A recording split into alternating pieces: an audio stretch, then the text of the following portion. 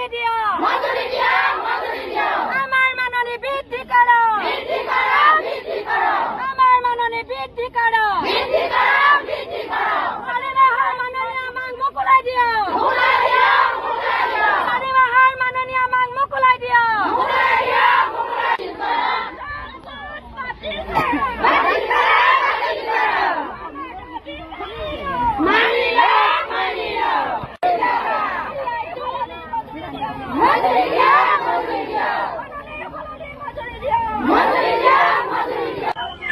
বহুত দুখ আৰু ক্ষোভত বিজেপি চৰকাৰৰ নীতি সলনি কৰিবৰ বাবে নীতি পৰিৱৰ্তন হওক এই শ্ৰমিকৰ ওপৰত যি অত্যাচাৰ চলিছে শ্ৰমিকৰ ওপৰত যি শোষণ চলিছে সেইবাবে আজি আমি শ্ৰমিক সংগঠন মাজুলীত আমি 3টা সংগঠনে আছোঁ ৰন্ধন কৰ্মী আশা অংগনবাড়ী কৰ্মী ৰান্ধনী আৰু নিৰ্মাণ শ্ৰমিক এই 3 সংগঠনে আমি আজি জিলা কাৰ্যালয়লৈ আমি ওলাই আহিলোঁ প্ৰখৰ ৰ'দকো নেওচি বহুত দুখ আৰু ক্ষোভত কথা হ'ল কি এতিয়া চৰকাৰে বৰ্তমান বিজেপি নেতৃত্বাধীন চৰকাৰে আমাক শ্ৰমিকসকলৰ ওপৰত যি শোষণ চলাইছে যি শোষণ নীতি বলবৎ কৰিছে যি আমি আমাৰ এই দুখতো দুখ পাইছোঁ বুলি ক'বলৈ আমাক নোহোৱাকৈ এখন শ্ৰমিক আইন বিৰোধী শ্ৰম কোড আনিবলৈ বিচাৰিছে এই শ্ৰম কোড বাতিল কৰিবৰ কাৰণে আশা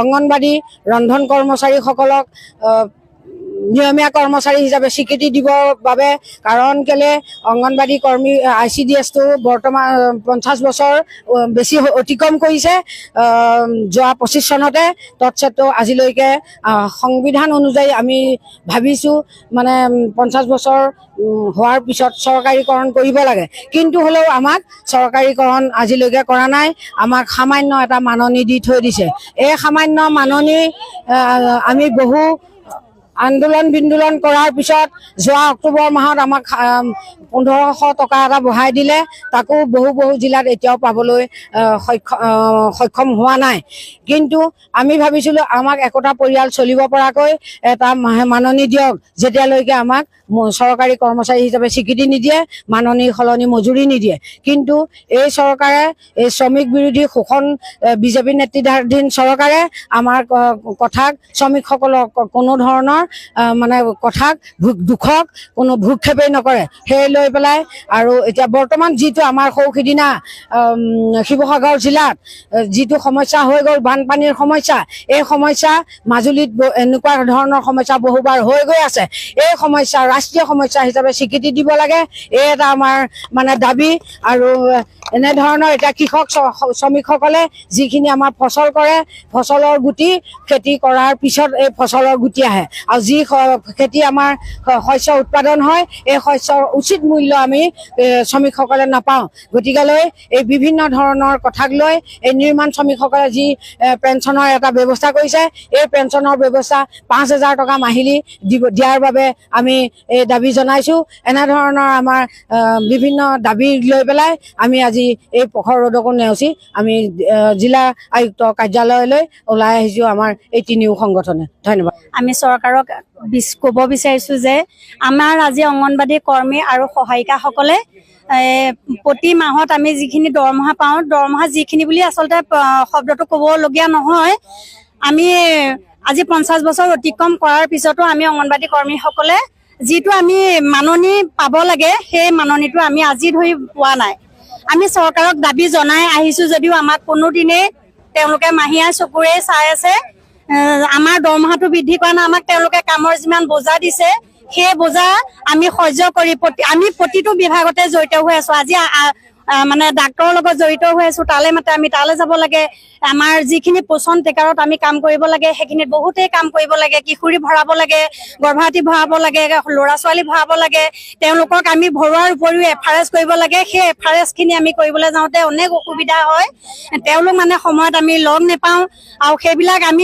চৰকাৰক প্ৰতি মুহূৰ্ততে দাবী জনাই আহিছোঁ যে আমাক সেইখিনি বন্ধ দিয়ক আমাক আৰু যিখিনি খাদ্য দিছে শিশুসকলক সেইখিনি আমাৰ উপকৃত নহয় যিখিনি খাদ্য আমাক দিব লাগিছিলে সেইখিনি মানে যিখিনি মানে এতিয়া ক'বলৈও বেয়া, গৰু দানা খায়, গাহৰিয়ে দানা খায়, তেনেকুৱাখিনি খাদ্য চৰকাৰে আমাৰ শিশুসকললৈ মানে যোগান ধৰিছে। আমি এইবিলাক দুৰ্ভাগ্যজনক কথা, আমি বহুত মানে কন্দনা হৈ আছো। কেলে কৈছো, আজি 5 মাহত ভৰি দিলে, 5 মাহে আমাৰ দৰমহা নাই। এমাহত আমি দৰমহা পাওঁ টকা 8,000 টকা। 8,000 টকা জানো চলিব পাৰে? 8,000 টকা হয়তো ৰজাঘৰীয়াৰ মাত্ৰ এসাঁজৰ ভাত হ'ব, সেই আমি এমাহে চলিব লাগে। তথাপিতো এই আজি 4 মাহ 5 মাহত ভৰি দিলে আমাক তেখেতসকলে দৰমহা কিয় দিয়া নাই, কি কাৰণে দিয়া নাই আমি নাজানো। আমি জীয়াতো ভুগি আছো। দোকানলৈ গ'লে আমাক দোকানে কুকুৰ খেদা দিয়ে, কাৰোবালৈ ধন বিচাৰি গ'লে কুকুৰ খেদা দিয়ে। এতিয়া আমাৰ উপায় নাইকিয়া হৈছে। আমি চৰকাৰক অনুৰোধ জনাইছো, তেখেতসকলে আমাৰ অংগনবাদী কৰ্মীৰ লগতে ৰান্ধনীসকলৰ মাননি বৃদ্ধি কৰি আমাৰ পৰিয়ালটো সংস্থাপন দিবৰ বাবে আমি চৰকাৰক, আমি মুখ্যমন্ত্ৰী ডাঙৰীয়াক আমি কাতৰে আহ্বান জনাইছো। তেওঁ আমাক চকু মেলি চাব লাগে আৰু লগতে আমাৰ অসমৰ যিখিনি মানে বান বিধ্বস্ত পৰিয়াল তেওঁলোককো সাহায্য দিয়ক। আৰু লগতে আমাৰ প্ৰতি মাহৰ দৰমহা আমি যাতে প্ৰতি মাহে পাওঁ, আমি চৰকাৰলৈ সেয়া অনুৰোধ জনাইছো। মুখ্যমন্ত্ৰী ডাঙৰীয়া, আমি 2005 চনৰ পৰা এতিয়ালৈকে ৰাতিপুৱা 9টা বজাতে বিদ্যালয়ত উপস্থিত থাকি 2টা বজাত ঘৰলৈ যাওঁ। কিন্তু মুখ্যমন্ত্ৰী মহোদয়ক আমি বাৰে বাৰে অনুনয় বিনয় কৰাৰ পাছতো আমালৈ আজিলৈকে দয়া নপৰিল। নিৰ্বাচনৰ আগত মাত্ৰ টকা 500 বঢ়াই দিছিলে, তাকো সামান্য বুলি ভাবিছো আমি, কাৰণ বস্তুৰ দাম যি বৃদ্ধি হৈছে আমি কিনি খাব নোৱাৰা হৈছো, ল'ৰা ছোৱালীক বিদ্যালয়ত পঢ়ুৱাব নোৱাৰা হৈছো। সেয়েহে মুখ্যমন্ত্ৰী মহোদয়ক কাতৰে অনুৰোধ কৰিছো, আমাৰ যি প্ৰাপ্য আমাক সোনকালে দি আদায় কৰক আৰু আমাৰ ব্যক্তিগতকৰণ আঁচনিখন বন্ধ কৰক আৰু NGO দিয়াটো বন্ধ কৰক। নহ'লে আমাৰ ইমান দিনে লাগি থকা ৰন্ধন কৰ্মচাৰীসকল কলৈ যাব? এতিয়া ইমান কষ্টৰ মাজতো মুখ্যমন্ত্ৰী মহোদয় বেয়া নালাগিল, সামান্য 2,000 টকা দিছে। মুখ্যমন্ত্ৰী মহোদয় একাপ চাহৰ দামো নহয়। সেয়েহে মুখ্যমন্ত্ৰী মহোদয়ক কাতৰে এই কাৰ্যালয়ৰ যোগেদি আমি অনুৰোধ কৰিব বিচাৰিছো, আমি স্মাৰক পত্ৰ যিকেইটা ডিমাণ্ড দি থৈছো, আমাৰ সেই ডিমাণ্ডকেইটা মানি আমাক যেন বিপদৰ পৰা উদ্ধাৰ কৰে।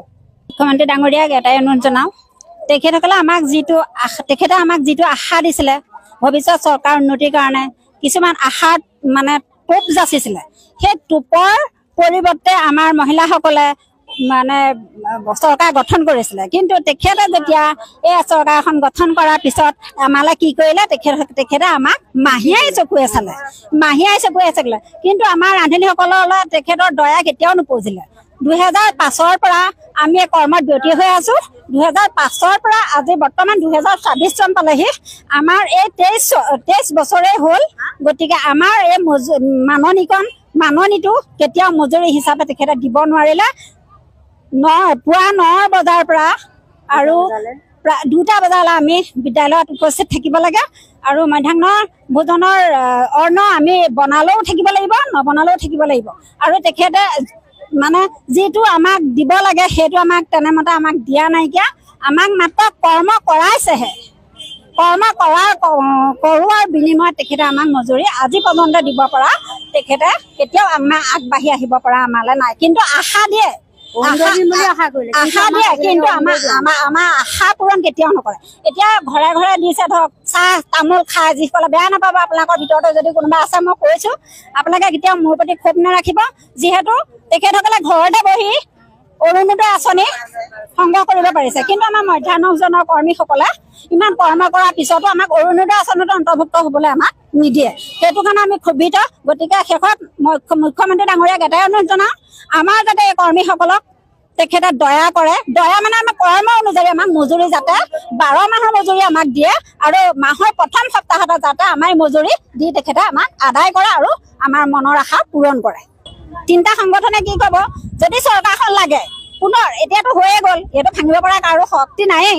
গতিকে আগন্তুক যিখন চৰকাৰ যদি হ'বলৈ লাগে, তেতিয়াহ'লে আমাৰ শ্ৰমিকসকলক তেখেতে আমাৰ যিটো প্ৰাপ্য মজুৰি, সেই মজুৰি আমাক দিব লাগিব। নিদিলে হয়তো আমাৰ যদি আমি কৰ্মচাৰীসকলে তেখেতে আমি হয়তো চৰকাৰ আমি গঠন কৰিব নোৱাৰিবও পাৰোঁ, তেখেতক ভোট নিদিবও পাৰোঁ। তেতিয়াতো তেখেতে কেতিয়াও আমাক বাধ্যতা কৰাব নোৱাৰে। প্ৰয়োজন হ'লে আমি কৰ্ম বাদো দিম।